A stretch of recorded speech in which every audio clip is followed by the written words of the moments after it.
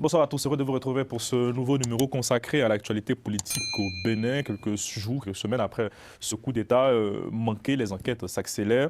Et pour parler de ce sujet, nous recevons sur ce plateau Marcel Zomenou, qui est journaliste, qui est directeur de la publication du journal Le Patriote. Bonsoir Marcel. Bonsoir Caroline. Maître Bala Sissé, avocat au barreau de Paris, constitutionnaliste. Bonsoir Maître. Merci Caroline, merci mon cher co-débatteur. L'actualité aujourd'hui au Bénin, c'est l'interpellation de Chabi Yahi, le fils de l'ancien président Boni Yahi. Il a été arrêté le 7 décembre, relâché après une interrogation sur ses liens présumés avec des activistes et représentants des pays voisins du Bénin. Marcel, comment on peut interpréter cette séquence qu'on vient de vivre? Alors, je dois dire que depuis ce fameux push raté du 7 décembre passé, il y a une série d'arrestations, dont des militaires, et une vague de civils, d'anonymes. De ceux-là, on ne parle pas beaucoup. J'ai appris qu'il y a une centaine de personnes qui ont été arrêtées pour diverses raisons, soit apologie de push ou ceux qui ont fait des commentaires sur les réseaux sociaux pour soutenir les militaires. Et après cela, on a vu une vague d'arrestations d'acteurs politiques, dont l'ancien ministre de la Défense, Candide Azanaï, et puis après, le fils de l'ancien président Chabi Yahi, qui se trouve être le secrétaire aux relations extérieures du parti Les Démocrates. Alors, c'est vrai que de façon générale et depuis un certain temps au Bénin, quand les gens sont interpellés, on n'arrive pas toujours à savoir les raisons pour lesquelles ils sont interpellés.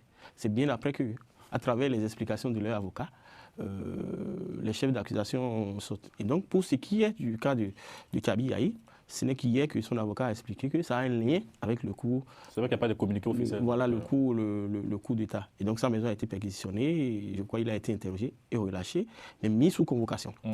Et qu'est-ce que ça me... La première lecture que j'ai, c'est-à-dire je me pose la question de savoir s'il a été interpellé en tant que secrétaire aux relations extérieures du parti ou en tant que Chabi Yahi. Et là, ça ouvre un autre débat, le débat sur l'implication a priori du parti dans ce fameux push raté. Et peut-être qu'il y aura d'autres interpellations ou non, qui vont nous confirmer si c'est le parti qui est visé ou la personne de Chabi Yahi qui, je le connais très bien, n'est pas un activiste qui écrit tout le temps sur les réseaux sociaux comme d'autres. Et ce qui est assez surprenant, c'est que sa famille politique, les démocrates, au premier rang son papa, l'ancien président, ont condamné fermement cette tentative de coup d'État. Absolument. Il a condamné, l'ancien chef d'État l'a condamné doublement, d'abord dans un communiqué au nom du parti, mais après lui-même a fait une déclaration enregistrée et dans lequel il dénonçait le fameux coup d'État. Comme tous les acteurs politiques béninois, tous les anciens présidents. Le fameux coup d'État, Marcel, vous n'y croyez pas?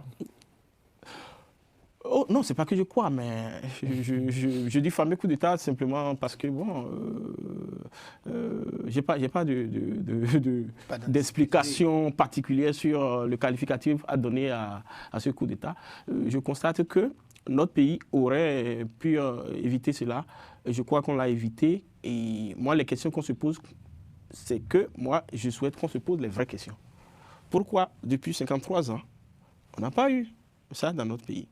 Le dernier coup d'État qu'on a eu au Bénin remonte à 1972. C'est vrai, en 1975, il y a eu un autre coup d'État organisé par les mêmes militaires qui ont fait celui de 1972, qui a malheureusement échoué. Ils sont tous allés en prison. Si vous connaissez l'histoire du Bénin, vous allez entendre parler de Janvier Assoba, qui a refait le coup d'État en 1975, ça n'a pas marché. Et en 1977, le Bénin a subi une agression militaire conduite par Bob Denard, qui a également échoué. Mais après, on a retrouvé une stabilité sur le plan sécuritaire, stabilité sur le plan politique depuis 1990.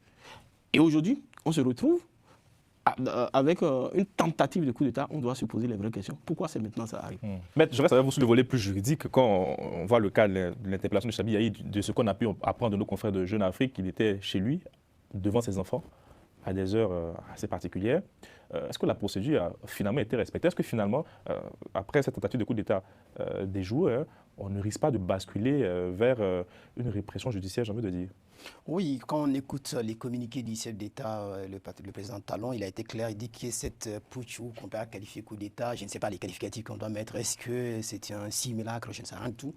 Mais je pense qu'il était clair, il dit que ça ne restera pas impuni. Je pense qu'on va chercher de hauteur, on va chercher au-delà des militaires, on va chercher dans la classe politique béninoise, si vraiment il y a des acteurs, qui soient civils ou même des citoyens engagés qui n'aiment pas des opposants déguisés. Là, je pense que c'est une sorte de purge, excuse-moi le terme, je pense qu'il y a une purge qui a commencé au Bénin, il faut appeler un chat par un chat. Donc cette purge, ça peut toucher tout le monde, y compris l'ancien président. Vous y croyez? voire même, je me permets de prédire ici ce soir, voire même une dissolution de certains partis politiques. Je pense que cette crise soldera par une dissolution de certains partis politiques. Le Parti démocrate et le collimateur du gouvernement. Je pense qu'il y a une probabilité que le Parti démocrate sera dissous dans l'avenir, je pense. Parce qu'aujourd'hui, c'est quoi? En réalité, il y a une dissolution implicite juridiquement. Lorsque le parti de l'opposition, on va dire le grand parti d'opposition, de l'opposition béninoise, n'est rien d'autre que le Parti démocrate, qui est écarté de l'élection présidentielle pour 2026, qui ne peut pas concourir aux élections législatives. En réalité, il y a l'effacement purement politique, par une manipulation politique, à supposer qu'est-ce qui a poussé les candidats, celui qui a donné le parrainage, de se retirer, qu'est-ce qui est derrière? Est-ce qu'on ne peut pas faire une jurisprudence, de faire une sorte de lubrifiant? Parce que quand on regarde la jurisprudence de la Cour constitutionnelle du Béninois, il a fait lubrifiant. Lorsqu'il y a un blocage, à l'époque à l'Assemblée nationale, la Cour constitutionnelle a autorisé d'une manière, est-ce que la Cour constitutionnelle ne devrait-il pas s'inspirer de sa jurisprudence de lubrifiant constitutionnel, comme une sorte de l'huile qui permet le candidat démocrate, si j'étais à la Cour constitutionnelle à cette période, en tant que juge constitutionnel, malgré que la candidature n'est pas complète, je ferai une exception en disant quand même qu'on peut passer à ça. Au nom de la démocratie béninoise, moi je pense qu'il fallait que... Parce que la question véritable aujourd'hui qu'on devrait se poser, est-ce qu'en réalité, qu'est-ce qui se passe concrètement au Bénin? À partir de 1990, les acquis démocratiques, tous les Béninois se vantent en parlant la conférence nationale souveraine. Les actes sont là. Quand on lit ça, on le voit, ils étaient souverains. C'est là. On peut dire que toute l'Afrique de l'Ouest s'inspire du Bénin. D'ailleurs, même il y a des ouvrages, le Bénin modèle démocratique pour l'Afrique. Mais si on voit ça, on s'étonne.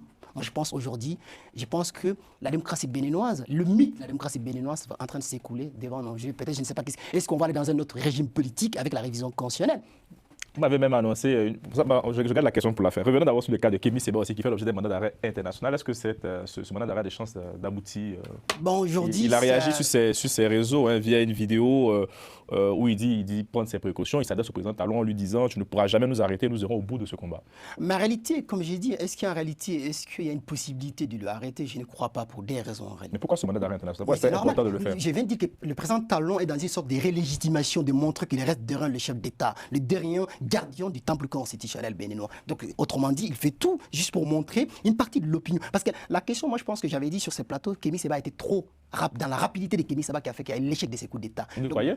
Bien sûr. Même si je ne suis pas communicant politique, mais dès lors qu'on voit quand même, on sait quand même, parce que certains pensent que l'après-Talon, c'était Kémy Séba. Parce que si le putsch avait réussi aujourd'hui, bien sûr, parce que imaginons, dans l'hypothèse Premier ministre de la transition, qui mange, qui déjeune avec ses voisins, parce qu'en réalité, il est bien vu au Mali, au Niger, au Burkina Faso. Il devient le héros parce qu'il est conseiller spécial du président Tchani, quand même, il ne faut pas oublier. Quand même. Donc moi, je pense que du fait qu'il a les passeports diplomatiques du Niger, il est protégé par des immunités diplomatiques. Il ne faut pas oublier. Donc je ne crois pas. Il voyage avec son passeport diplomatique, il n'est plus français. Donc il ne faut pas croire qu'il y a une probabilité qu'on puisse l'arrêter. Je ne crois pas. Parce que s'il séjournera dans un pays comme... Ses déplacements, il faut savoir, ses déplacements... Par exemple, il ses précautions. Il ne peut que rester dans des pays... Il n'est pas naïf, il ne faut pas le sous-estimer. Je pense que même s'il ne faut pas le sous-estimer, il n'est pas naïf aussi. Dès lors qu'il va se voyager, il va se voyager en qualité de quoi? Si, imaginons, il vient en Europe en qualité de conseiller spécial du président Tchani, mais l'arrêter, c'est une crise diplomatique entre le Niger et ces pays. Donc je ne vois pas que ces mandats d'arrêt, c'est juste c'est une communication politique, des données de décoration politique que la purge n'est pas une personne. La purge n'est pas une personne. Marcel. Sur la question de Kémy Séba. Oh, je n'ai pas autre chose à dire que Maître Bala Cissé. Lui-même a déjà répondu et a dit clairement que ce n'est pas évident que ce mandat d'arrêt puisse aboutir. Et d'ailleurs, il n'est pas seul. Il y a Kogoni Sabissira aussi qui a le même mandat et qui se retrouve, je crois, être dans un des pays du Sahel qui n'est pas encore totalement connu. Et je crois que ce n'est pas évident que ces pays mettent en application la coopération judiciaire. Oui, ces choses-là, parce que sur le plan politique, ces pays ne s'entendent pas. Et donc, sur l'efficacité de ces mandats d'arrêt, moi, je pense que ce n'est pas évident qu'ils puissent mettre la main sur Kémy Séba. Il y a aussi des militaires qui aujourd'hui ont été interpellés aussi et qui sont passés, je crois, hier devant la CRIET, qui est la Cour de répression des infractions économiques au terrorisme. Mais ouais, le colonel Tigri, finalement, on nous annonçait au Burkina, au Togo. Le Burkina a démenti, le Togo, silence radio. Alors, c'est une question... Journaliste. Oui. Moi, je n'ai pas... voilà, pour savoir exactement où se trouve Pascal Tigri. Mais au regard des... C'était qui? Pour ceux qui ne le connaissent pas, pour ceux qui ne sont pas béninois, présentez-le un peu le profil de ce... Alors, c'est un profil très anonyme, je vais dire, très caché, comme la plupart des profils militaires qui ne sont pas sous l'effet de la rampe.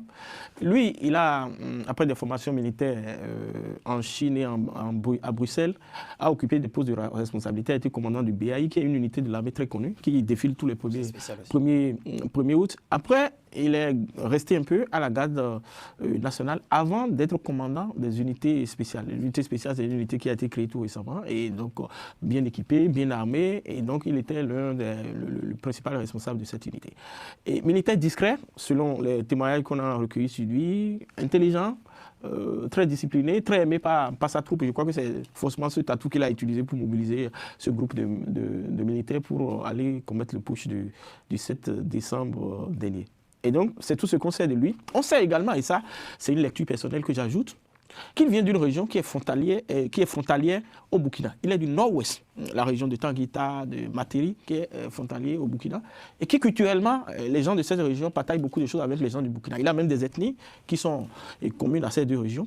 Mais en plus, et ça je voulais le dire, beaucoup ne le savent pas, la plupart des militaires qu'on a connus depuis 1972 et qui ont fait des putschs au Bénin, majoritairement vient de cette région. Le président Kékou vient de cette région. Et avant lui, il y a eu un célèbre colonel de l'armée putschiste, ancien président qu'on appelle Maurice Kouandété, vient de cette région. On a eu un autre putschiste sous le président Soglo qu'on appelle Tawes. Ils viennent tous de cette région. Est-ce que c'est des gens courageux? Est-ce que c'est des gens téméraires? Est-ce que c'est des gens qui ont une certaine prédestinée? C'est dans leur gène, je me pose assez de questions, mais je constate comme tout le monde qu'ils viennent d'une région où on a connu de célèbres putschistes au Bénin. Mais aujourd'hui, je pense que c'est la piste Togo qui est confirmée, puisque le Burkina a démenti. Et puis moi, je vais rebondir avant de laisser avec Bala Cissé. Alors, dans les récits qui ont été faits par la communication officielle, il a été dit qu'à un certain moment, on les a retrouvés à Tchaourou. Tchaourou, c'est déjà le nord, un peu à 400 km de Cotonou, où on aurait libéré les deux généraux qu'ils ont pris en otage. Moi, je me pose une question. C'est une lecture géographique. Comment quelqu'un qui a quitté totalement Cotonou, le sud, pour se retrouver presque au nord, revient encore à Lomé au sud? Je crois, pour ma part, que si quelqu'un qui a fait un push et qui sait qu'il est recherché, qui quitte Tchaourou, il lui est plus facile et loisible de monter au nord, de rentrer au Burkina ou au Niger, que de revenir encore vers le Togo. Donc, moi, dans ma tête, c'est qu'il doit être dans l'un des pays du Sahel, où il bénéficiera sûrement beaucoup plus de protection qu'au Togo. Ah oui? Au Togo, je rappelle très bien que deux opposants ont été kidnappés dans les rues pour ce qui est de notre confrère Amoussou, dont le procès est en cours. Le fameux Mouvi a été kidnappé dans les rues de Lomé. Voilà. Donc, à partir de ce moment, il y a des indicateurs. Voilà, pour dire que Lomé n'est plus un domaine sûr pour rester, en fait. Maître Bala Cissé, aujourd'hui, vous avez parlé de l'AES. Finalement, ce conflit-là vient alimenter, je dirais, ce difficile voisinage entre le Bénin, au-delà même de la CEDEAO, le Bénin, et ses voisins de l'AES. Je pense qu'il faut être lucide et prendre beaucoup de recul. Est-ce que si les Bénin avaient basculé dans les camps, ce que j'appelle la normalisation des régimes militaires ou la normalisation des putschs, parce que dans ces États du Sahel aujourd'hui, à supposer si le Bénin, parce qu'il ne faut pas oublier quand même l'analyse sur le Togo reste l'AES compatible. C'est-à-dire que le Togo, c'est quelqu'un qui fait un mariage mixte. À la fois, il danse avec la CEDEAO, à la fois, il danse avec les États du Sahel. Parce qu'il ne faut pas oublier que quand on écoute le forum panafricaniste ou les panafricains, les discours du président du Conseil fort, il était clair. Donc, on sait quand même qui était le médiateur dans la crise malienne? C'est le Togo.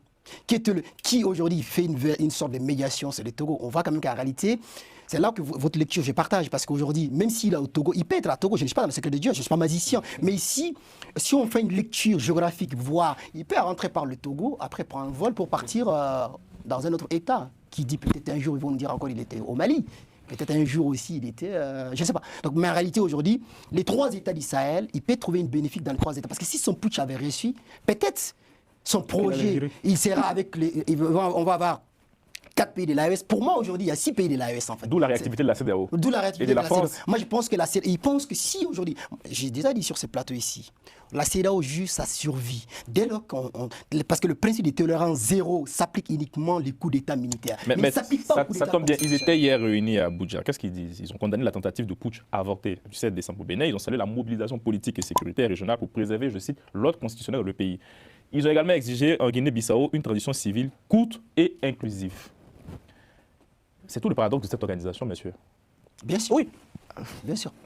En réalité, il y a les protocoles additionnels 2001 qui prévoient la gouvernance, les élections. La CEDEAO s'appuie sur ces textes pour intervenir parce que c'est un protocole qui est contre les changements anticonstitutionnels. Il y a les principes de tolérance zéro pour uniquement les renversements de l'ordre constitutionnel par les militaires. Mais il faut que la CEDEAO révise ces textes, d'en rajouter un principe, je dis ici, un principe qu'on appelle principe de tolérance zéro. Même les coups d'État constitutionnels. La CEDEAO joue sur sa survie constitutionnelle et sa crédibilité juridique. Parce que dès lors, on dit Bénin, tolérance zéro, il y a une mobilisation politique, c'est vrai. Parce que le coup d'État de la Guinée-Bissau, les opposants à la CEDEAO attendent la CEDEAO au tournant. Parce que la CEDEAO avait échoué les cas de la Guinée-Bissau. Qu'est-ce qui se passe les cas de Guinée-Bissau? On donne un an. Moi, je pense aujourd'hui, pour que la CEDEAO ait une crédibilité, je propose ici une analyse qui est simple, juridique. Il faut aujourd'hui, parce que moi, je vais confirmer en tant que constitutionnaliste, je confirme qu'il y a eu coup d'État en Guinée-Bissau dès lors que les PV des élections présidentielles sont publiés au journal officiel, qu'on dit que le président Sissoko a gagné les élections. Si le président Sissoko a gagné les élections, il y a eu coup d'État sur le président Sissoko. Mais si le président Sissoko n'a pas gagné les élections, cela signifie un transfert de pouvoir entre le général Sissoko et l'autre général. Parler de transfert de pouvoir. Transfert de pouvoir. Ça, on ne peut pas parler de coup d'État. Peut-être le président Sissoko a perdu les élections et transfert de pouvoir. Mais les PV ont été détruits. Mais c'est normal. Mais si les PV sont détruits, mais quand même, il y a une estimation, du... Parce qu'aujourd'hui, en réalité, le premier tendance donne qui gagnant. Si la commission, moi je pense aujourd'hui, la CEDEAO devrait exiger à la commission électorale indépendante, la Guinée-Bissau, de nous publier les résultats, les tendances provisoires. Ou plutôt de reprendre les élections. Pourquoi aller faire une transition inclusive? Ou reprendre les élections. Parce qu'en réalité, c'est transfert de pouvoir. En Guinée-Bissau, il n'y a pas eu coup d'État en fait. Il y a eu transfert de pouvoir entre le général Sissoko et l'autre général. Donc en réalité, c'est des cousins qui ont. Quand on regarde la composition du gouvernement de la transition, là on peut se poser des questions. Mais quel était l'intérêt de laisser faire en Guinée-Bissau et de réagir assez rapidement quand même? Je pense que ça va faire date quand même. Hein. L'intervention de l'armée nigériane est suivie derrière par la Côte d'Ivoire, par les forces françaises qui étaient censées quitter la Côte d'Ivoire et le force spécial qui décolle depuis Port-Boué.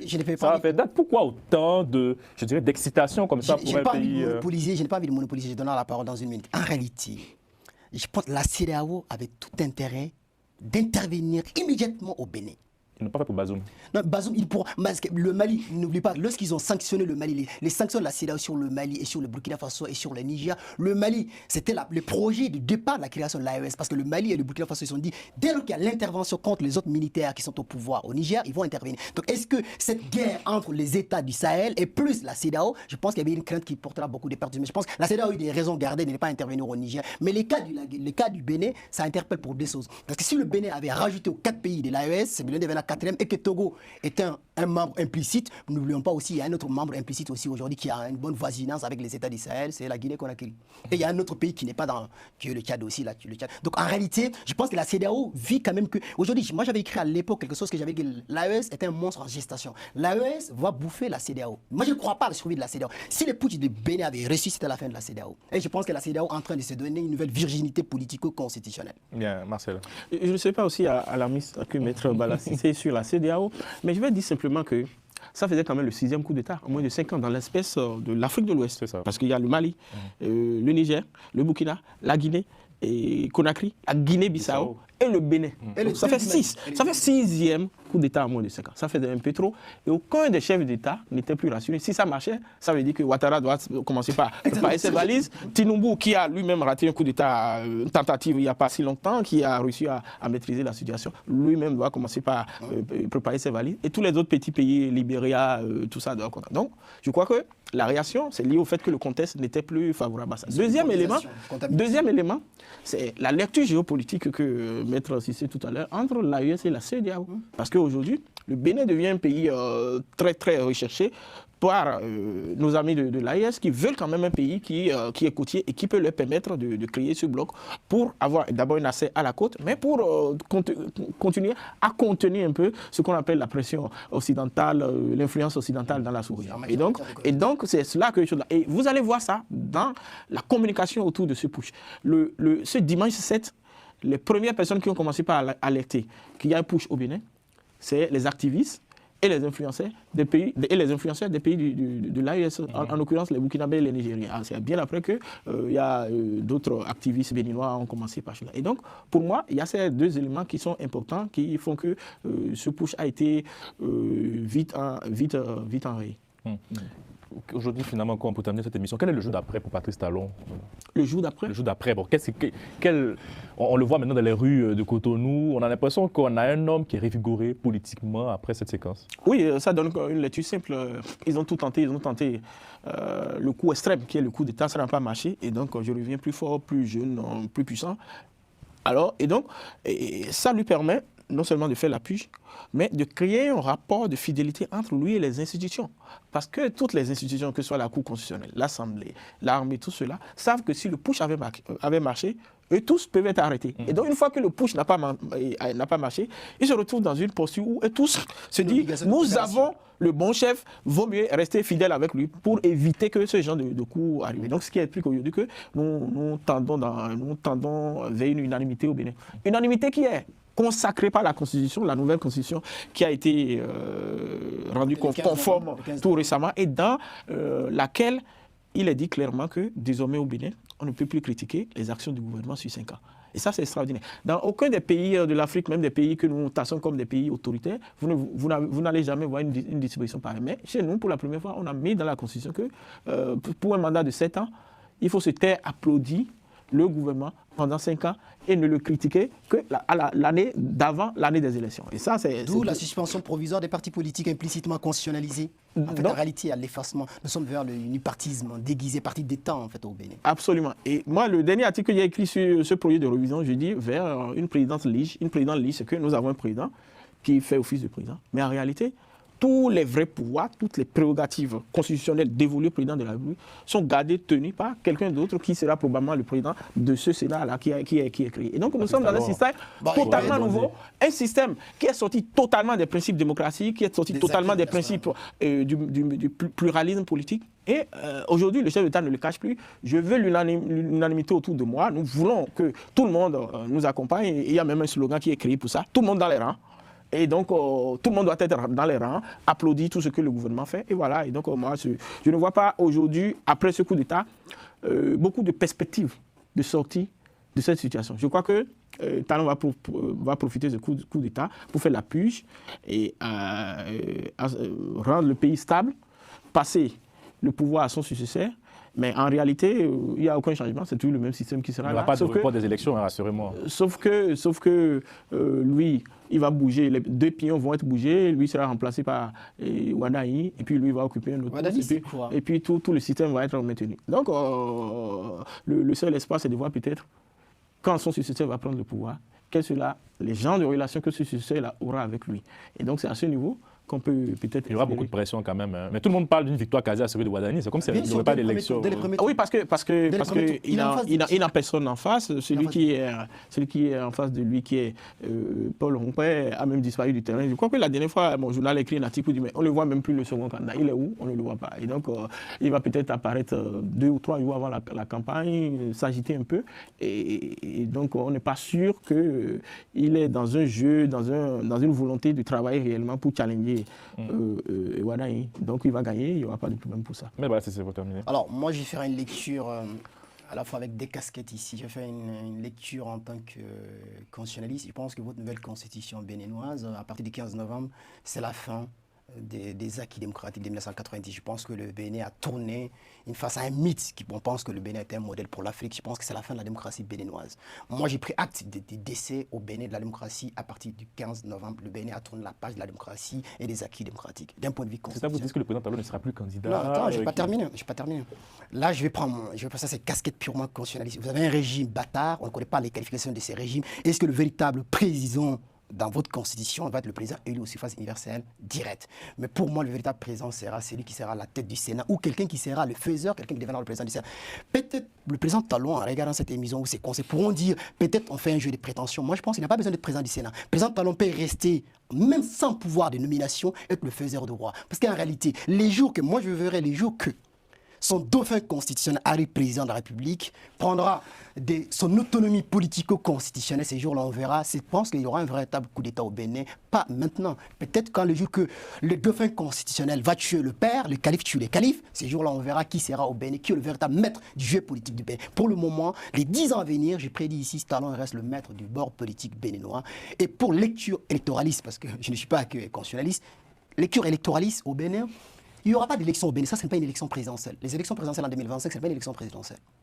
C'est autre chose. C'est la monarchisation du pouvoir. On a une personne qu'on va introniser au pouvoir qui n'a pas un candidat sérieux en face de lui.